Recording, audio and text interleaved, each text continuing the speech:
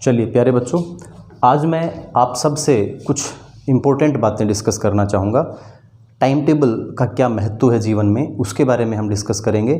और इस समय विशेषकर जब कोरोना के कारण विद्यालय बंद हैं, स्कूल बंद हैं, कॉलेजेस बंद हैं आपके, और आप घर पर हैं, तब आपको बहुत ज़्यादा ज़रूरत हो जाती है कि आप एक फ़िक्स टाइम फ्रेम में काम करें, अपना पढ़ाई को, अपनी स्टडीज़ को कंटिन्यू रखें, कोई लापरवाही ना हो। क्योंकि देखिए, समय सर्वदा एक जैसा नहीं रहता, टाइम हमेशा एक जैसा नहीं रहता, टाइम चेंज होता रहता। सबसे जो बड़ी सच्चाई है संसार की कि समय निरंतर बदलता है, ठीक है। तो आने वाला समय आज जैसा नहीं रहेगा। जिन विद्यार्थियों को अभी बोर्ड एग्ज़ाम्स कैंसिल हुए हैं, 10th के 12th के सभी स्टेट्स में ऑलमोस्ट, कुछ स्टेट्स ने रिजल्ट्स भी अनाउंस किए हैं और बहुत बड़ा उलटफेर उसमें है। कुछ बच्चों को ऐसा लगता है कि जी हमारे साथ अन्याय हुआ है, हम और अच्छा कर सकते थे, हमारे मार्क्स कम आए।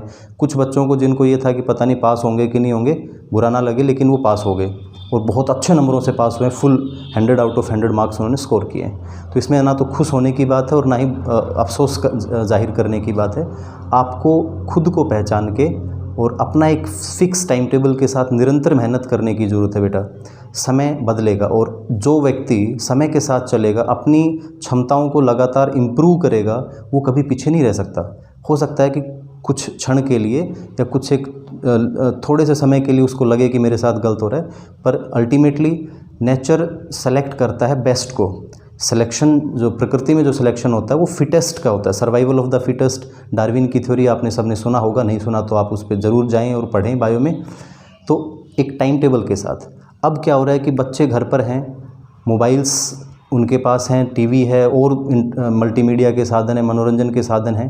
आप उनमें बहुत ज़्यादा इंगेज ना हो, बहुत ज़्यादा उनका प्रयोग ना करें, उनमें घुसे ना। आप अपना एक फ़िक्स टाइम टेबल बनाएं और उसी के अकॉर्डिंग काम करें।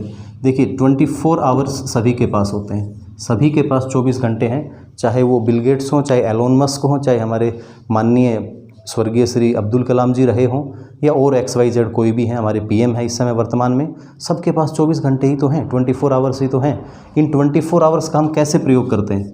इसमें से देखिए लगभग 8 घंटे, 8 आवर्स आपके स्लीपिंग का टाइम हो जाता है।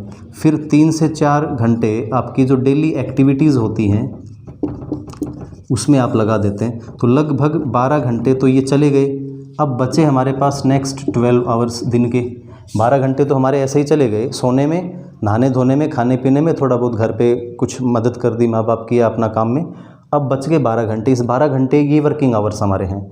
इन वर्किंग आवर्स को आप डिवाइड करें, पूरा अच्छे से डिवाइड करें। हर चीज़ को आप खुद अपने हिसाब से लिखें।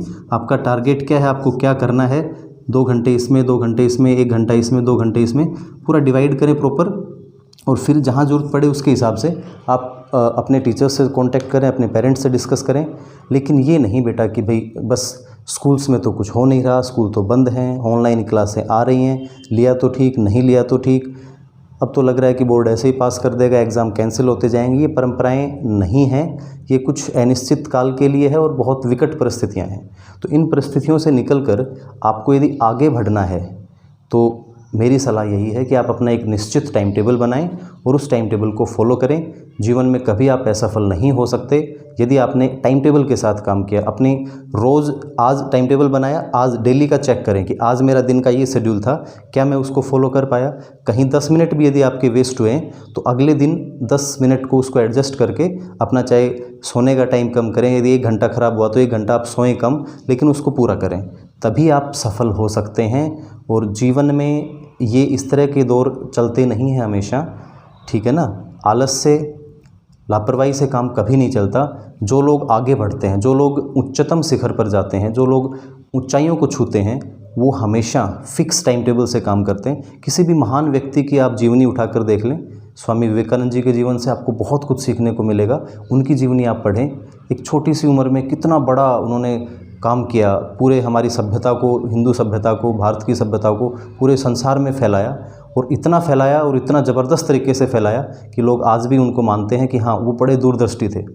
लेकिन उन्होंने किस प्रकार तपस्या की, उन्होंने अपने जीवन का एक एक क्षण कैसे काम पे लगाया, कैसे मेहनत की, ये चीज़ सीखने की है। तो आप लोग सिर्फ टीवी पे, फेसबुक पे, व्हाट्सएप पे, इंस्टाग्राम पे, इन चीज़ों पे टाइम ख़राब ना करें और अपना पढ़ाई पे लगे रहें, अपना टाइम टेबल बनाएं, अपने लक्ष्य की तरफ निरंतर अग्रसर रहें। तो वो दिन दूर नहीं जब आप एक दिन कामयाब इंसान होंगे। और ये जो जन्म हमें मिला है, ईश्वर ने जो जन्म आपको दिया है, इसका एक उद्देश्य है बेटा। अनंत संभावनाएं आपके अंदर हैं, आप बहुत कुछ अच्छा कर सकते हैं। और सबसे बड़ा अटल सत्य ये है कि जो इस संसार में जिसने जन्म लिया है उसको जाना है, ये निश्चित है। सबसे बड़ा, सबसे अटल जो सत्य है वो यही है कि हमें सबको जाना है एक दिन। तो क्यों ना हम अपना जो समय है उसका सदुपयोग करें और जाने से पहले कुछ ऐसा करके जाएं, कुछ ऐसी हिस्ट्री, कुछ ऐसा इतिहास रच के जाएं कि आने वाले समय में कुछ दशकों तक, कुछ शताब्दियों तक तुम्हें याद किया जाए। और वो तभी संभव है जब आप हर क्षण को मैं कह रहा हूँ प्लानिंग के साथ यूज़ करेंगे, सिस्टम के साथ यूज़ करेंगे, टाइम टेबल के साथ यूज़ करेंगे, समय का दुरुपयोग नहीं करेंगे। तो बार बार कहने की ज़रूरत नहीं है, आप कुछ भी कर सकते हैं। Everything is possible.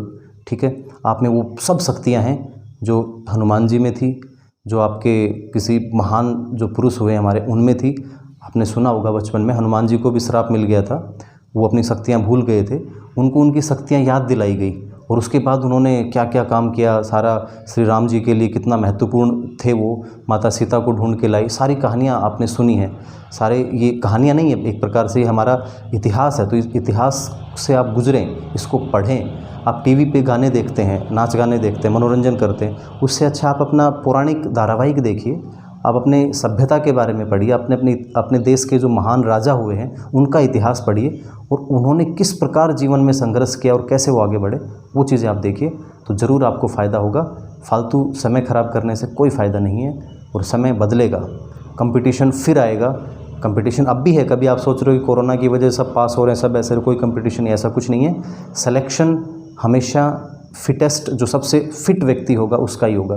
किसी गवर्नमेंट जॉब में आपको जाना हो, किसी प्राइवेट सेक्टर में कहीं भी आपको काम करना है, तो यदि आप वहाँ जो रिक्वायरमेंट्स हैं, जो उनको चाहिए, जो स्किल्स उनको चाहिए, वो यदि आप में हैं, तब आपको कोई काम देगा, तब आप कहीं आगे कुछ बढ़ सकते हैं। तो इसलिए आज से आलस छोड़ें, व्यर्थ समय ख़राब करना बंद करें, इधर उधर दोस्तों के साथ घूमने फिरने में जो समय आप ख़राब करते हैं वो बंद करें और लग जाएं अपने मिशन पे। ज़रूर आप कामयाब होंगे। मेरी दुआएं आपके साथ हैं, शुभकामनाएं आप सभी को। धन्यवाद, थैंक यू।